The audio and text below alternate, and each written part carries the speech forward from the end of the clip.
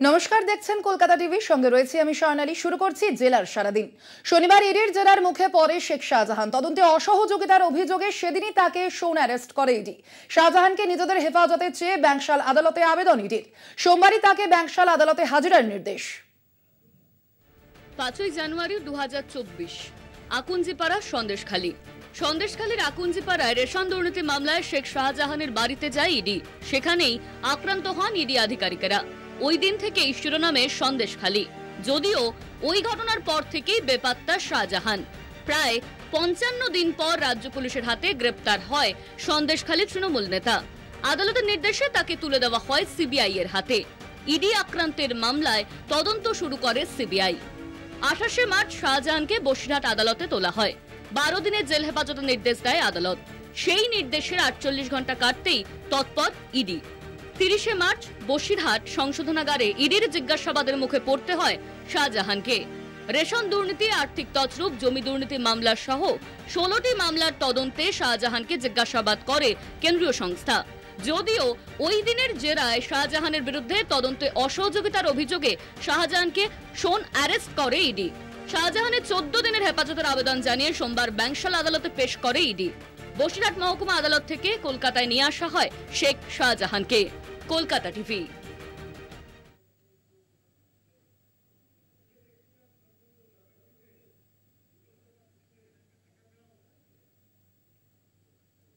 এবার নজর রাখবো যে খবরের দিকে। আপনারা ইতিমধ্যেই জানেন, আজই তৃণমূলের সর্বভারতীয় সাধারণ সম্পাদক অভিষেক বন্দ্যোপাধ্যায় জলপাইগুড়িতে গিয়েছিলেন এবং জলপাইগুড়ি, ময়নাগুড়ি, ধূপগুড়ি, আলিপুরদুয়ার, কোচবিহার সহ একাধিক এলাকা, সেই এলাকাগুলিতে গতকালই কয়েক মুহূর্তের ঝড়ে লণ্ডভণ্ড পরিস্থিতি হয় এবং সেই পরিস্থিতি খতিয়ে দেখতেই কিন্তু আজ তৃণমূলের সর্বভারতীয় সাধারণ সম্পাদক অভিষেক বন্দ্যোপাধ্যায় জলপাইগুড়ি হাসপাতালে গিয়েছিলেন। আহতদের সঙ্গে সেখানে কথা বলেন অভিষেক বন্দ্যোপাধ্যায় এবং সেখান থেকেই আবার শিশু নিয়ে সরব হয়েছেন অভিষেক বন্দ্যোপাধ্যায়।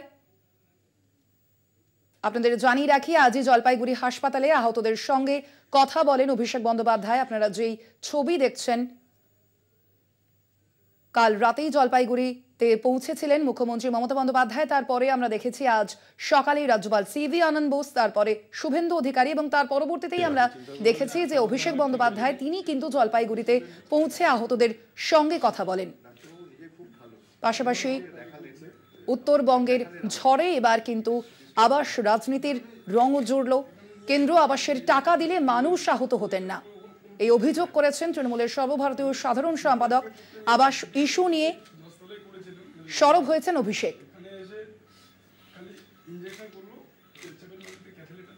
সেখানে আহতদের সঙ্গে কথা বলেন তিনি এবং তার পরবর্তীতে সংবাদ মাধ্যমের মুখোমুখি হয়ে তিনি কি বলেছেন শোনাবো। এই 60% লোক যে আমি বাংলায় হারার পর এবং আবাস প্লাসের সমীক্ষা যেটা 17-18 থেকে হয়েছে 10 পয়সার যদি শ্বেতপত্র প্রকাশ করে আমি রাজনীতি করব না। আপনারা প্রশ্ন করতে পারবেন প্রধানমন্ত্রীকে, আপনারা প্রশ্ন করতে পারবেন স্বরাষ্ট্রমন্ত্রীকে, কৃষিমন্ত্রীকে, বিরোধী দলনেতাকে, বিজেপির রাজ্য সভাপতিকে। বিজেপির রাজ্য সভাপতি নিজে বলেছে যে আমরা টাকা বন্ধ করেছি। সুকান্ত মজুমদার নিজে ফোন করে বলছে আমি ফোন করে দেবো, তারপর টাকা চলে আসবে। তার মানে টাকা বন্ধ করেছে কে? বিজেপি। এর দায় কার? আজকে যদি আবাস হতো, এই বাচ্চাগুলোকে এইভাবে হাসপাতালে অ্যাডমিট হয়ে থাকতে হতো না, এদের মাথার উপর এই আঘাত আসতো না, এই চোট লাগতো না। এর দায় কার? এর দায় একমাত্র হচ্ছে কেন্দ্র সরকার এবং বিজেপি নেতাদের। আর যদি আপনি দিয়ে থাকেন, আপনি শ্বেতপত্র প্রকাশ করুন। দুধ কা দুধ, পানি কা পানি। আপনারা শুনেন অভিষেক বন্দ্যোপাধ্যায় সংবাদ মাধ্যমের মুখোমুখি হয়ে এই পরিস্থিতিতে সরাসরি বিজেপিকে তোপ দেখেছেন এবং এর পাল্টা বিজেপি মুখপাত্র তথা রাজ্যসভার সাংসদ শ্রমিক ভট্টাচার্য তিনিও উত্তর দিয়েছেন। তিনি বলেছেন আবাসে এত পরিমাণ চুরি হলে এই ঘটনা ঘটতো না। তিনি ঠিক কি বলেছেন শোনাবো। আবাস যোজনার টাকার চুরির পরিমাণটা যদি একটু কম হতো তাহলে এই বিপর্যয়টা কোনো জায়গায় দেখতে হতো না। একটা প্রাকৃতিক বিপর্যয় যার উপরে কোনো মানুষের নিয়ন্ত্রণ নেই। টর্নেডো যখন আসে তখন এই ঘটনাও আমরা দেখেছি যে একটা সাইকেল বলের মতো হয়ে গেছে। গাছ সম্পূর্ণভাবে উপড়ে গেছে, গাছে মাছ আছে, পুরো পুকুরের জল সেখান থেকে উঠে চলে গেছে। এই দৃশ্যও তো মুর্শিদাবাদে একটা টর্নেডোর পরে আমরা দেখেছি। এই বিপর্যয়ের সঙ্গেই দেখছেন আবার বিপর্যয়ের সঙ্গে রাজনীতি টেনে আনছে। আরে এখন টর্নেডো বিধ্বস্ত মানুষের পাশে দাঁড়ানো দরকার। কেন্দ্রের সমালোচনার পরিবর্তে সমন্বয়ের মধ্যে দিয়ে মানুষগুলোকে সহযোগিতা করা দরকার, তাদের বাঁচানো দরকার, তাদের তথ্য দেওয়া দরকার। এই সময়টা রাজনীতির সময় নয়।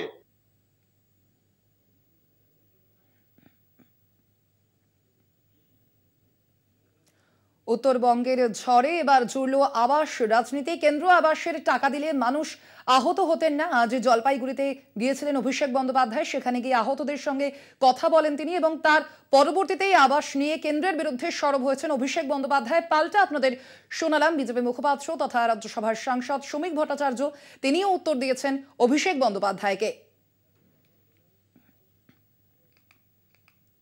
এবার নজর রাখবো পরবর্তী খবরের দিকে। তুমুল ঝড়ে লন্ডভন্ড উত্তরবঙ্গের বেশ কিছু এলাকা। রাতেই পরিস্থিতি দেখতে ঘটনাস্থলে পৌঁছন মুখ্যমন্ত্রী মমতা বন্দ্যোপাধ্যায়।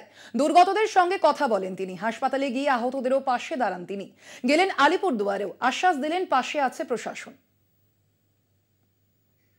রবিবার রাত 1টা জলপাইগুড়ি হাসপাতালে মুখ্যমন্ত্রী কথা বলেন আহতদের সঙ্গে, দুর্গতদের সঙ্গেও কথা বলেন। রবিবারের সামান্য সময়ের ঝড়ে তছনছ জলপাইগুড়ি। পরিস্থিতির গুরুত্ব বুঝে তড়িঘড়ি ঘটনাস্থলে পৌঁছানোর সিদ্ধান্ত নেন মুখ্যমন্ত্রী। রাতেই জলপাইগুড়ি পৌঁছন। রাতভর সেখান থেকে বিভিন্ন কাজের তদারকি করেন তিনি। ময়নাগুড়ির পুঠিমারি হাই স্কুলের রিলিফ ক্যাম্প ঘুরে দেখেন মুখ্যমন্ত্রী। প্রশাসনের সাথে যারা যুক্ত আছেন তারা যথেষ্ট উদ্যোগ নিয়ে কাজ করেছেন এবং বাদ বাকিটা তাদের আশ্রয়, তাদের খাবার, তাদের রিলিফ, তাদের চিকিৎসা, তাদের অন্যান্য যে সমস্ত রিলিফে আমরা দিই সেগুলো সমস্ত কিছু দিতে হবে, কারণ তাদের কাছে একটা বাসনপত্র পর্যন্ত দিই। সোমবার সকাল থেকে দুর্গতদের খবর নিতে দেখা যায় মুখ্যমন্ত্রীকে। চপারে আলিপুরদুয়ার পৌঁছন মুখ্যমন্ত্রী। তপসিখাতা এলাকায় দুর্গতদের সঙ্গে কথা বলেন তিনি। আমি প্রশাসনকে বলবো সার্ভে করে দেখুন এবং নিজের মতো করুন। কার কতটা ঘর ভেঙেছে, কতটা আংশিক ভেঙেছে, কতটা পুরো ভেঙেছে, এবং যাদের বাড়িতে কিচ্ছু নেই, একটা বাসন পর্যন্ত নেই, একটা পরবা জামা পর্যন্ত নেই, প্রশাসন তার সাহায্যের হাত কাল থেকেই বাড়িয়েছে। রাজ্যের বিভিন্ন দুর্যোগে বা দুর্ঘটনায় বারবার ছুটে যান মমতা বন্দ্যোপাধ্যায়। কিছুদিন আগে মাথায় আঘাত নিয়েই গার্ডেন রিচে পৌঁছন মমতা। এবার উত্তরবঙ্গ পৌঁছলেন মুখ্যমন্ত্রী। ভোটের আগে মমতার এই অভ্যাসকেই হাতিয়ার করে তুলছে তৃণমূল। জলপাইগুড়ি ও আলিপুরদুয়ার থেকে কৌস্তব ভৌমিক ও পিনাকি চক্রবর্তীর রিপোর্ট, কলকাতা টিভি। মাত্র কয়েক মিনিট, তারপরেই আর চেনা যাচ্ছে না এলাকা। তুমুল ঝড়ে লন্ডভন্ড ঘরবাড়ি, নিশ্চিন্তের আশ্রয়। আশ্রয়হীন হয়ে একেবারে পথে বসেছেন জলপাইগুড়ি ও আলিপুরদুয়ারের বিস্তীর্ণ এলাকার মানুষজন। প্রশাসনের আশ্বাস সত্ত্বেও মাথায় হাত মানুষের, কারণ ফের লড়াই শুরু করতে হবে শূন্য থেকে। কয়েক মিনিটের কালবৈশাখী ঝড়ে লন্ডভন্ড জলপাইগুড়ি ও ময়নাগুড়ির একাংশ। কোন কোন এলাকা ক্ষতিগ্রস্ত? জলপাইগুড়ি থানার পাটকাটা, পাহাড়পুর, খারিজা এবং জলপাইগুড়ি শহরের বেশ কিছু এলাকা। ময়নাগুড়ি থানার বার্নিশ, ধরমপীর, মাধবডাঙ্গা 2 নম্বর। 6টি গ্রাম পঞ্চায়েতের প্রায় 1,500 বাড়ি ক্ষতিগ্রস্ত। ঝড়ে 4 জনের মৃত্যু, জখম অন্তত পক্ষে 180 জন। ছেলে ব্যবসা করে, সবগুলো ভেঙে চুরমার হয়ে গেছে, একদম ভেঙে নিয়ে গেছে। মেশিন নিয়ে গেছে, ডিজের মেশিন, ডিজের বক্স টক্স সব উড়ে নিয়ে গেছে। আর বাড়ি ঘর ভেঙে সব শেষ, একটা টিন টুন কিচ্ছু নাই। আমাদের 4টা ঘর। মেয়ে অসুস্থ, মেয়েকে ময়নাগুড়ি হসপিটাল থেকে জলপাইগুড়ি হসপিটালে রেফার করা হয়েছে। জলপাইগুড়ি হসপিটালে আসেনি, মেয়ের কাছে এমনকি আমি পৌঁছাইতে পারতেছি না। বন্যায় প্রতি বছরই ক্ষতির মুখে পড়েন উত্তরবঙ্গের মানুষ, কিন্তু রবিবারের এই ঝড়ের জন্য প্রস্তুত ছিলেন না তারা। মুহূর্তে ঝড়ে একেবারে তছনছ হয়ে গিয়েছে সংসার। অসংখ্য পরিবার এখন খোলা আকাশের নিচে। রাতে সেভাবে ক্ষয়ক্ষতি আঁচ না করা গেলেও সোমবার সকালে লন্ডভন্ড পরিস্থিতির সামনে এসেছে। তাসের ঘরের মতো ভেঙে পড়েছে মাথা গোজার ঠাঁই। কোথায় থাকবেন, কি খাবেন, দিশেহারা ক্ষতিগ্রস্ত পরিবারগুলি। কালকে ঝড় হয়েছিল, ঝড়ে এই যে দুন ভেঙে গেছে, ঘর বাড়ি সব ভেঙে গেছে। এখন কি অবস্থা? ভাঙা ঘরে পড়ে আছি।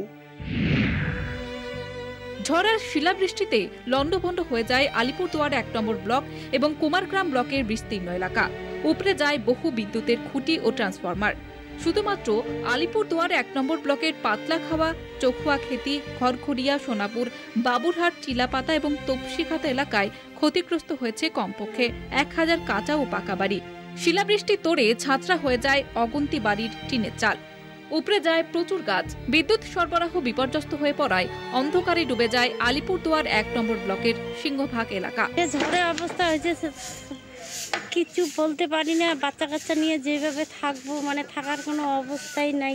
পরে তো কি করতে পারছিলাম, ভগবানের এখন গোবিন্দের চক্র, মানে কোনো রকম আর কি বেঁচে গেছি। দুর্যোগের পর এলাকা ঘুরে গেছেন খোদ মুখ্যমন্ত্রী, গেছেন রাজ্যপাল, বিরোধী দলনেতাও। মুখ্যমন্ত্রীর নির্দেশে কাজ শুরু করেছে প্রশাসন, তবে ক্ষতিগ্রস্তদের মনে শান্তি নেই। কয়েক মিনিটের মধ্যে বেঘর হয়েছেন যারা। আশ্রয়ের নিশ্চয়তা না পাওয়া পর্যন্ত তারা নিশ্চিত হবেন কিভাবে? জলপাইগুড়ি ও আলিপুরদুয়ার থেকে কৌস্তব ভৌমিক ও Pinaki Chakraborty report, Kolkata TV.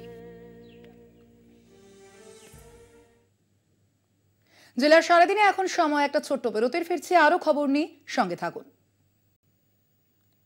Film বিরতির পর দেখছেন জেলার সারাদিন। এই মুহূর্তে নজর রাখবো যে গুরুত্বপূর্ণ খবরের দিকে। এবার ইডি হেফাজতে শেখ শাহজাহান। আগামী 13 এপ্রিল পর্যন্ত শেখ শাহজাহান ইডি হেফাজতে থাকবে এবং এমনটাই নির্দেশ দিয়েছে ব্যাংশাল আদালত। ইডি হেফাজতে শেখ শাহজাহান, আগামী 13 এপ্রিল পর্যন্ত ইডি হেফাজতে শেখ শাহজাহান, নির্দেশ ব্যাংশাল আদালতের। আজই ব্যাংশাল আদালতে পেশ করা হয় তাকে এবং সেখানে 14 দিনের হেফাজতের আবেদন জানিয়েছিল ইডি এবং তারপরেই 13 এপ্রিল পর্যন্ত ইডি হেফাজতে থাকবেন শেখ শাহজাহান, এমনটাই নির্দেশ ব্যাংশাল আদালতের।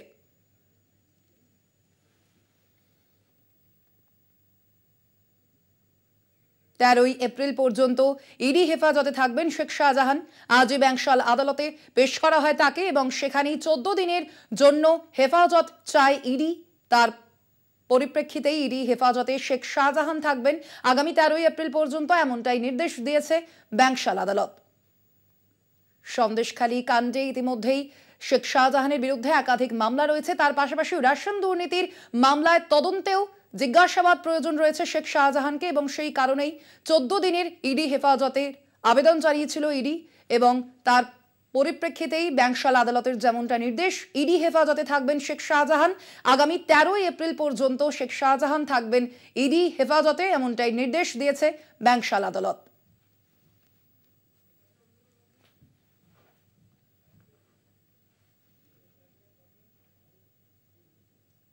এবার আসছে পরবর্তী খবরের দিকে। কোচবিহারে জমজমাট লড়াই, ভোটের মুখে ফের নিষেধ উদয়ন সংঘাতে তুলকালাম। কাজ ভাঙল উদয়নের কনভয়ের গাড়ির। শাসক বিরোধী আক্রমণে তরজা তুঙ্গে। প্রথম দফার ভোটের আগে উত্তরবঙ্গে জমি ধরে রাখা আর ফিরে পাওয়ার লড়াইয়ে রক্ত ঝরল।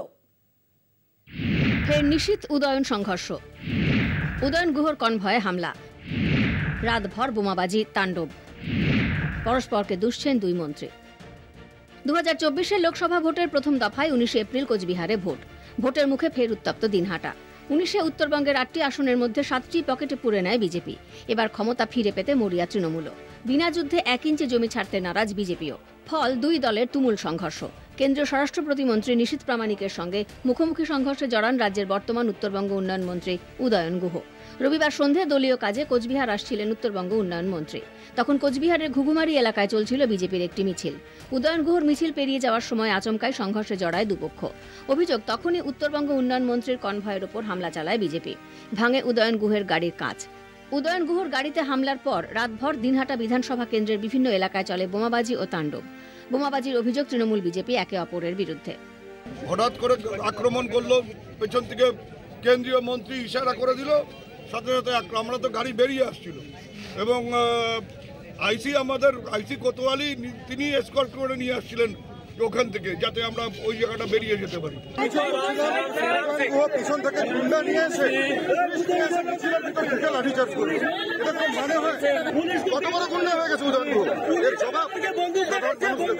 পুটিমারি 2 নম্বর গ্রাম পঞ্চায়েতের তৃণমূল কংগ্রেসের উপপ্রধান প্রিয়ঙ্কর রায়ের বাড়িতেও রাতভর বোমাবাজির অভিযোগ ওঠে। সোমবার সকালে ঘটনাস্থলে পৌঁছে 4টি তাজা বোমা উদ্ধার করে দিনহাটা থানার পুলিশ। বাসন্তীহাট এলাকায় বিজেপির 2 নম্বর মণ্ডল ভাইস প্রেসিডেন্ট সুশান্ত বর্মনের বাড়ি ভাঙচুর এবং লুটপাটের অভিযোগ ওঠে তৃণমূলের বিরুদ্ধে। ঘটনায় শাসক বিরোধী তরজা তুঙ্গে। আমার বাড়ির সামনাসামনি এসে 1 রাউন্ড ফায়ার হয়। ফায়ারের সাথে সাথে 2টো বম ব্লাস্ট হয়। তারপরেই বাড়িতে ভাঙচুর শুরু হয়ে যায়। আলনা, ড্রেসিং টেবিল, হাড়ি, কড়াই, ট্রাঙ্ক, টিভি, মোটর সাইকেল যা কিছু আছে সব তছনছ। অভিযোগ উড়িয়ে দেয় তৃণমূল। কালকে যে ধরনের ওরা একটা ঘটনা ঘটিয়েছে, আমার মন্ত্রীকে তার র্যালি থেকে আক্রমণ করে নিশীথ প্রামাণিকের ইশারায় হোক, নেতৃত্বে হোক, সেটাকে এখন ঢাকানোর একটা বিশাল পরিকল্পনা চলছে এবং তার জন্য বিভিন্ন অঞ্চলে তাদের দলীয় নেতা কর্মী তারা তাদের লোক দিয়ে ভাঙচুর করে এটাকে পাল্টা কাউন্টার দেওয়ার একটা অপচেষ্টা তারা চালিয়ে যাচ্ছে। শাসক বিরোধী দুই দলেরই নজরে উত্তরবঙ্গ ক্ষমতা দখলের লড়াই। গেরুয়া শিবির ক্ষমতা ধরে রাখার লড়াইয়ে অন্যদিকে ক্ষমতা পুনরুদ্ধারে ঝাঁপাচ্ছে তৃণমূল। কোচবিহারে একই দিনে সম্মুখ সমরে মোদি মমতা। কোচবিহারে পরিবর্তন না প্রত্যাবর্তন, উত্তর মিলবে ৪ জুন।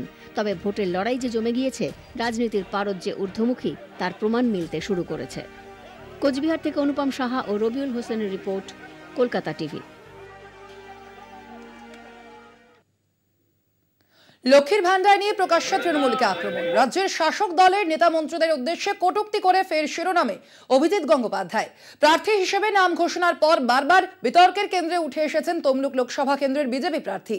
সোমবার তমলুকে প্রচারে গিয়ে শাসক দলকে জানোয়ারের সঙ্গে তুলনা পদত্যাগী বিচারপতির। লক্ষ্মীর ভান্ডারের প্রসঙ্গ তুলে তিনি বলেন, এই জানোয়ারেরা জানেন না মানুষ ভিখিরি নয়। যে টাকা তোমরা লক্ষ্মীর ভান্ডারের নামে দিচ্ছ, সেই টাকা তোমরা তোমাদের বাড়ি থেকে দিচ্ছ না, এই টাকা সরকারের টাকা, এমনটাই মন্তব্য করেছেন অভিজিৎ গঙ্গোপাধ্যায়।